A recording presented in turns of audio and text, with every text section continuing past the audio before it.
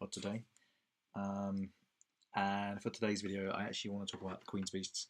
Unfortunately for me, I wanted to do my Coin Monday on the Queen's Beasts, and it just didn't happen because they're late.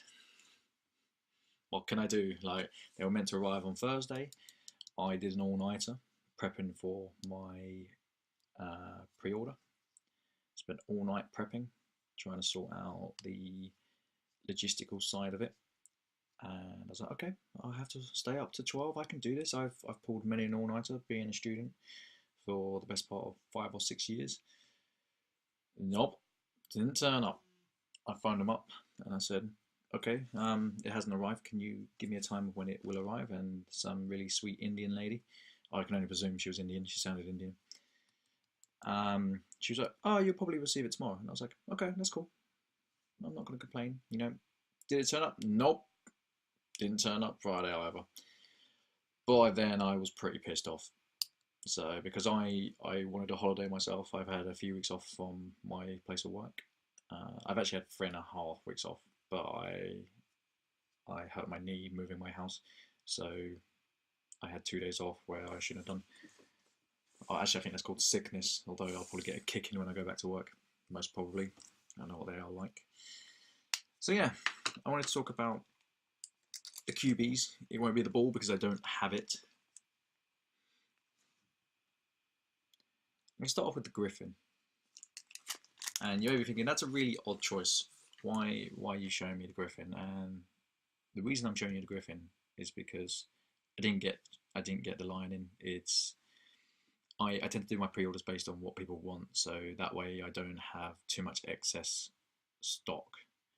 As much as I love these, as much as the line has appreciated a lot, I like to spread my stock out over lots of different things. So it's not what I like, but what people want to buy from me. And trends come and go.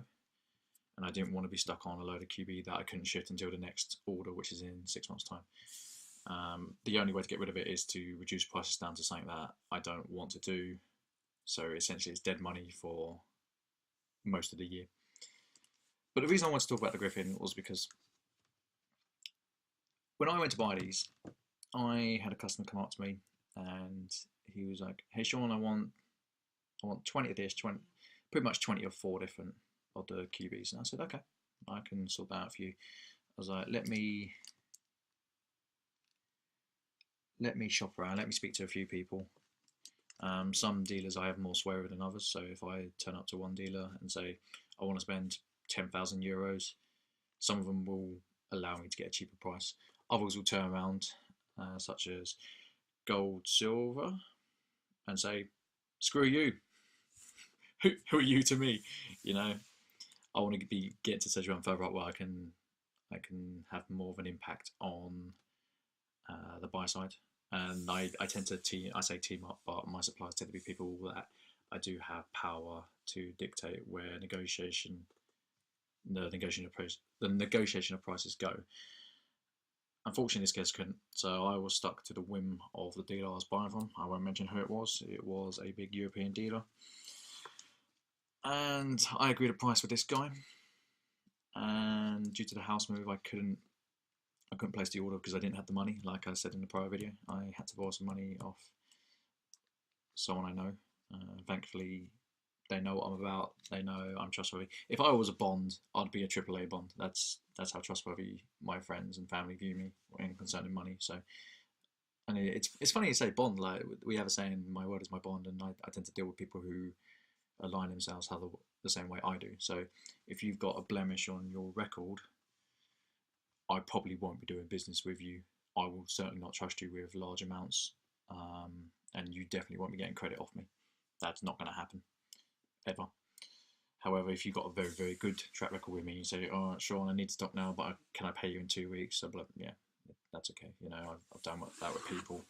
Some people that have done that with me. But yeah, I've digressed. I picked these up, and I said to this guy, I was like, "I'll do them for X price." So we agreed to deal, and it's quite a substantial amount. So he bought just shy of 80 ounces. No, it's more than 80 ounces. just shy of 160 ounces, and they put the prices up a lot. It was a lot. I took a kick in. I took a real kick in. I turned around and said to him, I was like, I'll do it on this occasion. We've agreed the price, you paid your money, but I won't do it again, because I think I lost about 60, 70 quid just on the Gryphons, just for that order. So yeah, am I happy? No, not really. But yes, I am, because it shows that if one of the major dealers is putting the price up like that, there tends to be two types of people or companies. You got the price givers and the price takers. And the price taker is usually me or a customer. So you'll see a price and you'll take the price on offer. You can look around other dealers, but generally you will take the price on offer. The price giver will be the person with the power. So, for example, they put prices up knowing full well that I'm not in a position to go elsewhere, or wasn't in a position to go elsewhere. I'd already spoke to them about it, and unfortunately, it's a bit wanky what they did. I don't agree with it, but I end up paying anyway, and I took the kick in, because it's not worth losing my reputation over such a small amount. So, but I'm really happy because there is concept, and it means that for the series, if the Lion and now the Gryphon, they're both appreciated very well, because they have done. I don't believe it's a case of they had excess stock when it came out and it's been stuck at a certain price. It means that the rest of the series should bode well. And it's a fantastic series. Out of the 5 designs, I don't think there's one weak design. There's better designs on some than others. For example, I think the dragon's fantastic. I don't think the bull's the best one. I think the bull was maybe 4 in the series. For me, anyway, that's my opinion. Other people may say, no, the bull's amazing. It's the best. Like, you're allowed your opinion. You know, it's a free market. So yeah, I'm really disappointed that I couldn't show you the bull. I can't wait to get it tomorrow, because it should be in tomorrow. It's at sorting off. It's 10 miles from my house, so they have to royally mess it up to not deliver it, and then I will start swearing at people probably. So I have a tendency. I am a nice guy. I'm a very patient man. I've had to learn patience in my 27 young years. But there's also a time where you have to give someone a kick in. So if I was late on 3 occasions and someone didn't give me a kick in, I'll be pretty disappointed, because I hold myself to a high standard, and that's how I expect other people to run. So yeah, I'm hoping I can put out the video maybe tomorrow. I do have a monster box coming in. I'm so happy about that. I've already sold the monster box. Not all the coins, I mean the actual monster box. One of my customers was like, hey Sean, can I have a monster box? I was like, yeah. It's like, sure. He's like, oh, how much is it? It's like, £10? Like, I don't know. I've never sold a monster box. I should have just given it to him, to be fair. I should have just gave him the monster box. But maybe that's me going soft. I don't know. I've got 5 monster boxes. I was going through a stage where I was putting in an order of like 400 ounces to replenish stock, and they just sent me a monster box. So I'm like, okay, like, if you want to give me a monster box, then fine. They're great for storage, mind you. There's a lot of things you can put in them. I find it really funny. This is a slightly different topic, but people say, oh yeah, it's like collecting silver. It takes up so much room, and I'm just like, monster box. It's like this. It doesn't. What you're talking about, like, it doesn't take up that much room. Like, if you can afford what, 7,500 on silver, it doesn't take up that much room. If you're spending like 50,000 on silver, okay, I can understand that. If you've got a collection, I can understand that, because the collection will be spread out. But if you're a stacker, it takes up not that much room whatsoever. Although if you compare it to gold, gold takes up even less. I think gold chemically is half the size.